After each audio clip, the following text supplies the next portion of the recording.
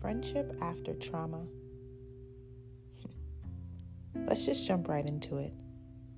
It's a touchy subject for me as I'm still in the process of cultivating healthy friendships after traumatic events that stem from past friendships. It's normal to view trauma in the lens of a car crash, death, molestation, really wild, crazy events like that, but it's rare that I find people who view friendship breakups as trauma. I received a DM on Instagram from someone who wanted me to speak on how I've ended friendships and how I create new ones. And as I read the DM, I said to myself, this isn't really my field of expertise, but I can speak from my truth. And the truth is, I'm still learning how to let friendship in after years of trauma around connecting with other sisters. It started back in middle school when I gained my first set of real best friends. We truly did everything together, and we lived by the saying, best friends forever. That was until high school when they ended up going to the same high school and I went to a different high school. My bond with both females quickly fell apart, and even though we stayed friends, I found a new best friend. And again, we did everything together, and things were lovely until we decided to merge with a friend group, and she quickly became closer to the other members of the friend group. She joined cheerleading and found a new life with girls who seemed to be more like her. In high school, I was mostly concerned with hiding the fact that I was poor and finding a way to be in activities even though I didn't have parents who could pick me up after school, and I also didn't have a car. I found a way to finesse here and there, but for the most part, I was alone in my own little world of trauma. My at-home life was one I'm still figuring out how to write about, and even though everyone knew me, nobody really knew me. I knew nothing about mental health back then, so I was just a hot-ass mess. Nonetheless, after a while, my best friend became distant towards me, and I lost her for most of my junior and senior year. Towards the end of our high school days, the fact that she was being used by her new bestie snapped her back into reality, and she decided to come back my way, realizing that I was in fact a real and true friend. Desperate for connection and truly missing my best friend, I accepted her with open arms. We went off to college together, and even though the thought came to me from time to time, I decided to ignore the fact that she really only came back my way because her other bestie wasn't who she thought she was. I also ignored the fact that she saw other people as better than me. She looked down on me but found comfort in the fact that I'd do anything for my best friend. Now let's skip to the trauma so that I don't make this too long. I'm probably still going to make it long, but I'm trying. Long story short, my best friend showed me in a number of ways that she really wasn't the friend I thought she was. But because we were now in college and she had a car, I felt like I needed her. She felt like I needed her too.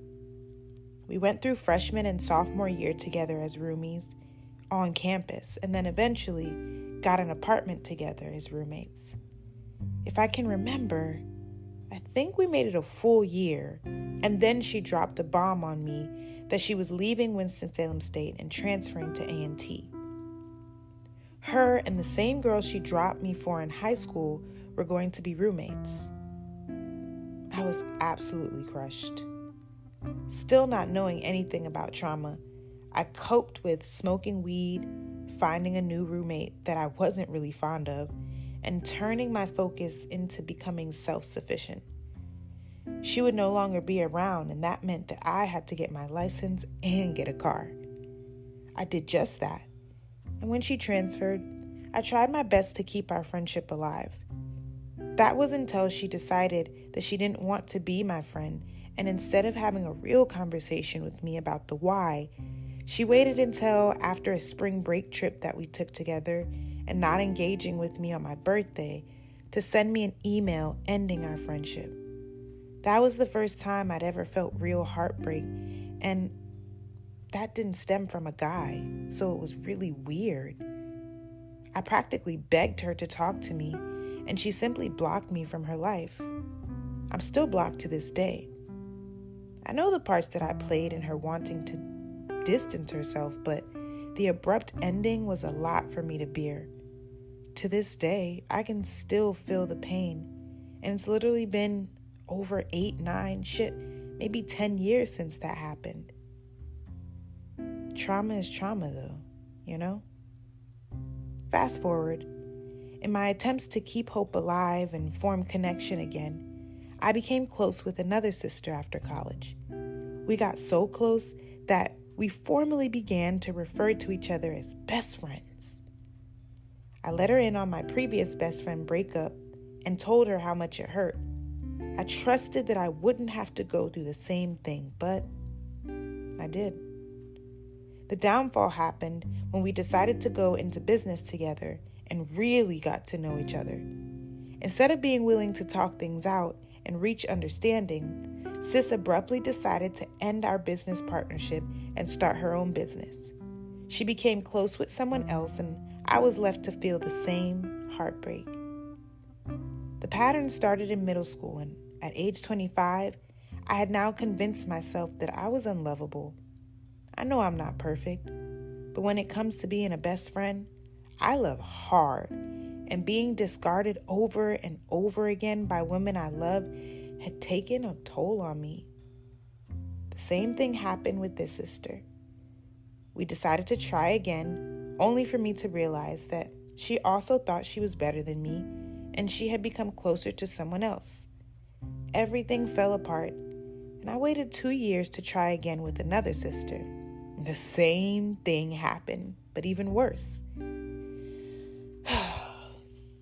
If you want the tea on that, wait for another podcast or watch the YouTube video on the experience.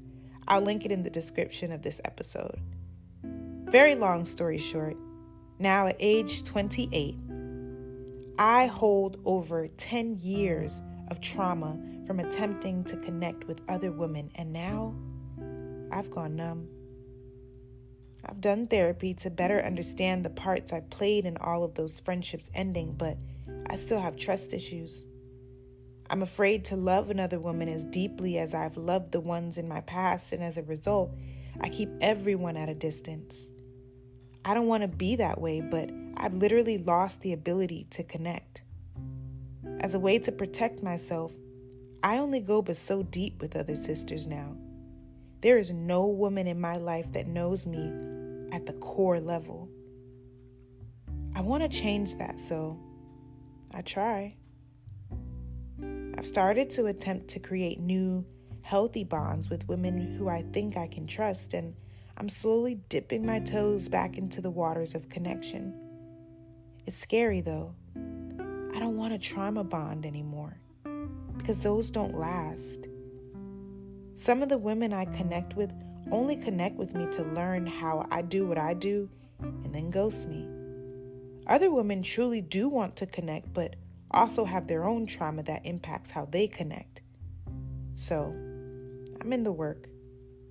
I'm proud of myself for actually inviting some sisters out with me this weekend for an event, and I'm working on trusting myself to connect again. I'll keep y'all updated on how that goes. I'd like to have some bridesmaids at my wedding. God damn it. For more soul work, tools, and services, check out my website, www.SimplySoulSearchin.com, and follow me on Instagram and subscribe to my YouTube channel. All info will be in the description of this episode. And remember, if nobody has told you this today, I love you. You are worthy of the love that you give to others. Let's keep doing this soul work together. Talk to you again soon.